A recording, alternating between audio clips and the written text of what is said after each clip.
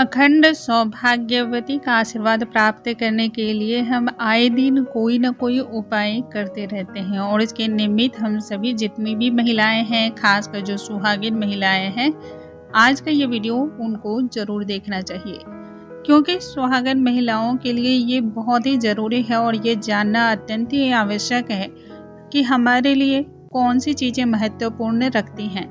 एक शादीशुदा महिला के लिए सुहाग का बनाए रखना, अखंड सौभाग्य को बनाए रखना और इस आशीर्वाद का प्राप्त करना कितना ज़्यादा अहम भूमिका निभाता है और ये हम सभी के लिए कितना ज़्यादा ज़रूरी है, ये हम सब जानते हैं। माँ पार्वती के आशीर्वाद को प्राप्त करने के लिए माँ पार्वती से हम अपने सुहाग को बनाए रखने के निमित्त कई सारी मंगल कामना करते हैं, कई सारे मंगल कार्य करते हैं और बहुत सारे व्रत और त्योहार को भी रखते हैं। इसी में से आज मैं लेकर आई हूँ अधिक मास में कौन सी ऐसी 3 वस्तुएं हैं जो जितनी भी सुहागिन महिलाएं हैं उन्हें नहीं खरीदनी चाहिए। यूँ तो अधिक मास का हमारे पुराणों में, हमारे शास्त्रों में अत्यधिक महत्व बताया गया है। जो भी स्त्रियां अधिक मास में ज़्यादा से ज़्यादा पूजा पाठ करती हैं, जाप करती हैं, दान पुण्य करती हैं, मंत्रों का जाप करती हैं या फिर कुंवारी कन्याओं का पूजन करती हैं, उन सभी के भाग्य में कितना बदलाव देखा गया है ये आप स्वयं भी करके मालूम कर सकती हैं। वैसे तो हमारे शास्त्रों में इसका बहुत ज़्यादा महत्व बताया गया है, अलग ही प्रकार का विधान है, लेकिन उन सब के बावजूद भी अधिक मास में कुछ कार्यों को करने की मनाही की गई है, जिसमें कि जितने भी धार्मिक कार्य होते हैं जैसे कि मुंडन, जनेऊ धारण करना या फिर गृह प्रवेश, शादी विवाह, इंगेजमेंट, इस तरह की बहुत सारी चीजें हैं जो अधिक मास के दौरान नहीं करने की सलाह दी गई है। शास्त्रों में इन कार्यों को वर्जित बताया गया है, इस मास में करने को मनाही की गई है। ऐसे में कुछ विशेष बातों का हमें ध्यान रखना और भी ज्यादा जरूरी है, खासकर सुहागिन महिलाओं के लिए। एक स्त्री के जीवन की सुंदरता सबसे ज्यादा तभी मानी जाती है जब उसका सुहाग बना रहता है। इस सुहाग को बनाए रखने के लिए ये बहुत ही जरूरी है कि हम महिलाएं इस तरह की गलती ना करें। ज्यादातर समय में हम कभी भी जब भी हमारी इच्छा होती है तब हम किसी न किसी चीज को मार्केट जाते हैं और खरीद कर लेकर आते हैं। उन सभी चीजों की खरीदारी यदि आप करते हैं सालों भर, वर्ष भर, तो कोई बात नहीं, आप उसकी खरीदारी कर सकते हैं। वैसे तो ये बताया गया है कि अधिक मास में किसी भी प्रकार के नए सामान को, नई वस्तु को नहीं खरीदना चाहिए, लेकिन फिर भी यदि आपकी आवश्यकता है तो आप खरीद सकते हैं। बस दिन और वार का ध्यान रखना आपको जरूरी होता है। लेकिन कुछ ऐसी चीजें हैं जिन्हें आप ना तो किसी दिन, ना ही किसी वार और ना ही किसी मुहूर्त पर अधिक मास के दौरान आप खरीदारी कर सकते हैं। इन चीजों को आप हर हाल में अधिक मास के दौरान ना खरीदें, ये अशुभ माना जाता है और इससे मिलने वाले जो प्रभाव होते हैं वो भी बहुत ही दुष्प्रभाव की तरह माने जाते हैं। इनका नकारात्मक असर होता है। जीवन के हर मोड़ पर आपको ये याद दिलाते हैं कि आपने जो खरीदारी की उसकी वजह से आपके जीवन में कौन कौन सी समस्याएं उत्पन्न हो रही हैं।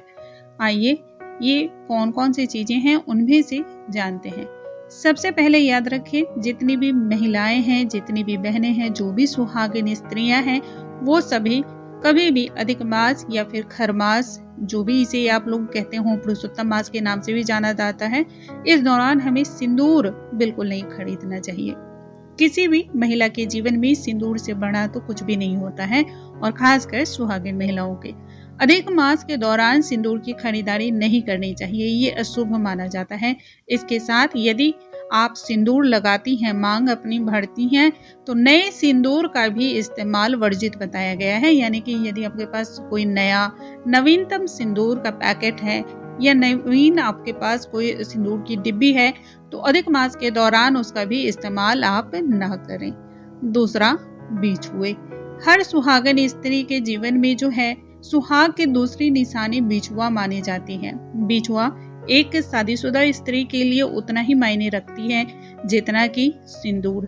तो शादीशुदा महिलाओं को ये भी याद रखना है कि अधिक मास के दौरान हमें बिछुए की खरीदारी भी नहीं करनी चाहिए।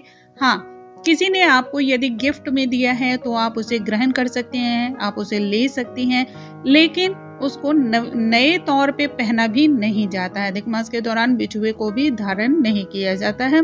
आप इसे बाद में पहन सकती हैं। अब आते हैं हम तीसरी वस्तु, जो कि हर महिला की जो है सांसों की जान मानी जाती है, और वो है मंगलसूत्र।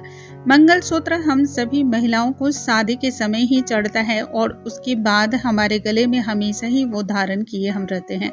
तो जितनी भी सुहागिन महिलाएं हैं, जितनी भी माँ बहनें जो अपने अखंड सौभाग्य को बनाए रखना चाहती हैं, उन सभी को ध्यान रखना है कि मंगलसूत्र ना तो खरीदना है, और यदि किसी का मंगलसूत्र टूट गया हो, कहीं से डैमेज हो गया हो, तो ऐसे में मंगलसूत्र को अधिक मास के दौरान ठीक भी नहीं कराना चाहिए। ये भी अशुभ प्रभाव देता है। तो याद रखें दोस्तों, मंगलसूत्र ना तो खरीदें, ना तो आपको इस दौरान अपने मंगलसूत्र को ठीक करवाना है, ना ही मंगलसूत्र को साफ करना भी उत्तम माना जाता है। यूँ तो हम सभी जो भी गहने धारण करते हैं, जो भी गहने पहनते हैं, आभूषण धारण करते हैं, उन सभी की साफ सफाई का विशेष तौर पे ध्यान रखते हैं। लेकिन अधिक मास के दौरान मंगलसूत्र या फिर बिछुए, सिंदूर की डिब्बी, ये सभी चीजें साफ भी नहीं की जाती हैं। आप पहले साफ कर लें, और जब अधिक मास का समय समाप्त हो जाए उसके बाद आप साफ कर सकते हैं। दोस्तों, यदि आप इन चीजों का ध्यान रखेंगे तो माँ पार्वती की कृपा से अखंड सौभाग्य की प्राप्ति होगी। आपके सुहाग पर हमेशा जो है उन्नति, प्रगति, तरक्की के मार्ग खुलते चले जाएंगे। मुझे उम्मीद है आज की ये जानकारी आप सभी को बहुत अधिक पसंद आई होंगी। ऐसी और भी जानकारियों के लिए हमारे चैनल पे बने रहें। अगले वीडियो में हम एक नई जानकारी के साथ फिर से मिलेंगे। तब तक के लिए नमस्कार दोस्तों।